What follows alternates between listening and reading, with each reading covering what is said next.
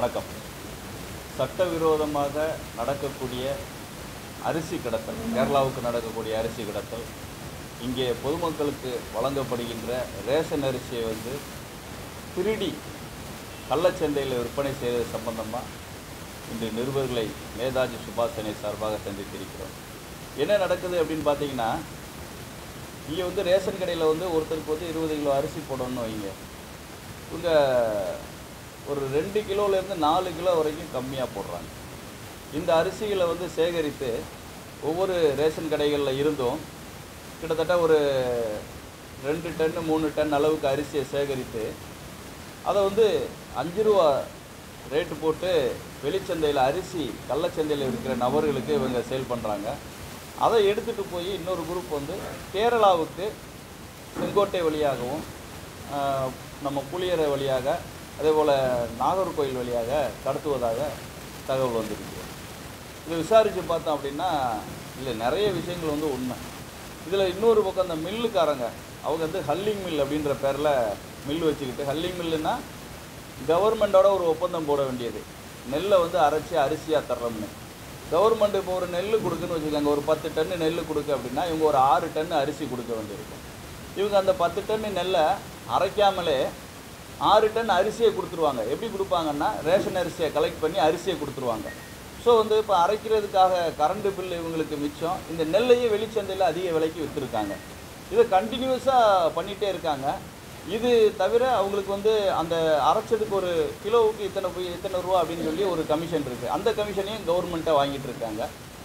நிறைய மில்லுகளில் பார்த்தீங்க அப்படின்னா அரிசி அந்த அரைச்சதுக்கான கரண்ட் பில்லு நிறைய மில்லுகளில் வந்திருக்கவே செய்யாது. கம்மியான அளவு ஓடி இருக்கும். சுமார் 4 லட்ச ரூபா வர வேண்டிய இடத்துல 50,000 ஓடி இருக்கும். இது ஏன்னா அவங்க உண்மையிலே நெல்லை வாங்கி அரைச்சிருந்தாங்கன்னா கண்டிப்பாக கரண்ட் பில்லு அதிகமாக ஓடி இருக்கும். இது நிறைய மில்லுகளில் ஓடி இருக்காது. சரி, இப்படிப்பட்ட ஒரு மோசடி நம்ம ஃபுட்செல் துறைக்கு தெரியுமா அப்படின்னு பார்த்தா நிச்சயமாக தெரியும். அவன் அடித்து சொல்கிறான், நான் ஃபுட்செல்லுக்கு காசு கொடுத்து தான் பண்ணுறேன், எங்களை பிடிக்க முடியாதுன்ட்டு. நீங்கள் ஃபுட்செல் எடுத்து போட்ட வழக்கெல்லாம் பாருங்கள். நிச்சயமாக அவங்க எந்த மில்லுக்காரங்க ஓனர் மேலேயும் போட்டிருக்க மாட்டாங்க. அரிசி கொண்டு போனவனோட நிப்பாட்டியிருப்பாங்க, இல்லை டிரைவரோடு நிப்பாட்டியிருப்பாங்க. அதை தாண்டி இந்த கள்ளச்சந்தையில் வாங்குகிற நபரோட நிப்பாட்டியிருப்பாங்க. எந்த மில்லுக்காரர் மேலே போடணுமோ அந்த மில்லுக்காரர் மேலே போட்டிருக்க மாட்டாங்க. லாஸ்ட்டாக சங்கரங்கள் கூட ஒரு வழக்கு போட்டாங்க. வண்டி ஓட்டினவனையும் அந்த அரிசியை எடுத்துகிட்டு வந்தவனையும் போட்டு முடிச்சிட்டாங்க.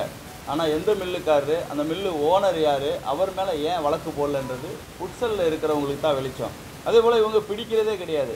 கடைசியாக ஒரு 6 கேஸு, சங்கரங்கோயிலில் 2 கேஸு, ராஜபாளையத்தில் 1, இப்போ சிவகாசியில் 1 போட்டிருக்காங்க. இது எல்லாமே லோக்கல் போலீஸ் பிடிச்சி கொண்டு போய் கொடுக்குறாங்க. உடனே அந்த டிரைவர் மேலே மட்டும் வழக்கு போட்டுறாங்க. இதுதான் கண்டினியூஸாக நடந்துக்கிட்டு இருக்குது. இதில் தென் மாவட்டத்தில் அதிக அளவில் அரிசி கடத்தல் நடந்து கொண்டே இருக்கிறது. இந்த அரிசி கடத்தனால என்ன நடக்கும் அப்படின்னு பார்த்தீங்கன்னா, இங்கே இருக்கக்கூடிய பொதுமக்களுக்கு சில பேருக்கு வேணால் அந்த அரிசி வேண்டாமல் இருக்கலாம். ஆனால் நிறைய பேர் இந்த அரிசியை நம்பி தான் வாழ்கிறார்கள். அவங்களுக்கு ஒரு 30 கிலோ இருந்தால் நல்லா இருக்கும், அந்த மாதத்தை ஓட்டிடலாம் அப்படின்ற ஒரு சூழ்நிலையில் 20 கிலோ கொடுக்க வேண்டிய அரசாங்கத்தில் 16 கிலோ தான் இவங்களுக்கு போய் சேர்ந்தது அப்படின்னு சொன்னால் இது எந்த வகையில் நியாயம் தெரில. அவங்களுடைய வயிற்றை அவங்களால கழுவ முடியாத ஒரு சூழ்நிலை ஏற்பட்டிருக்கிறது. இதற்கு எனவே ஒரு சிறப்பு பிரிவாக நியமிக்கப்பட்டிருக்கக்கூடிய ஃபுட்செல் பிரிவானது இதன் மேலே கடுமையான நடவடிக்கை எடுக்கலை, இதுவரைக்கும் எடுக்கலை. நாங்கள் இப்போ கடந்த 1 மாதமாக புகார் பண்ணிகிட்டே இருக்கோம். இதில் எந்தெந்த அதிகாரி யார் யார் லஞ்சம் வாங்கியிருக்கா, யார் யார் வாங்கலை, யார் யார் அரிசி கடத்தலுக்கு உதவி பண்ணுறா, யார் யார் அரிசி கடத்தலோட தொடர்பு இருக்கா, எல்லா விவரத்தையும் ஆதாரப்பூர்வமாக வச்சுருக்கோம். அப்படி இருந்து இப்போ வரைக்கும் அவங்க நடவடிக்கை எடுக்காது எங்களுக்கு வருத்தம் அளிக்கிறது. இன்றைக்கி இந்த மீடியா முன்னாடி இதை வெளிப்படுத்த வேண்டிய ஒரு சூழ்நிலை ஏற்பட்டிருக்கிறது. அரிசி கடத்தலை உடனடியாக ஃபுட்செல் பிரிவினர் தடுத்து நிறுத்தாத பட்சத்தில் நிச்சயமாக அத்தனை அதிகாரிகள் மேலே நடவடிக்கை எடுக்க கோரி கோர்ட்டுக்கு செல்றதை தவிர எங்களுக்கு வேறு வழி இல்லை அப்படின்றத இந்த மக்கள் மன்றத்தின் முன்னால் தெரிவிச்சுக்கிறோம்.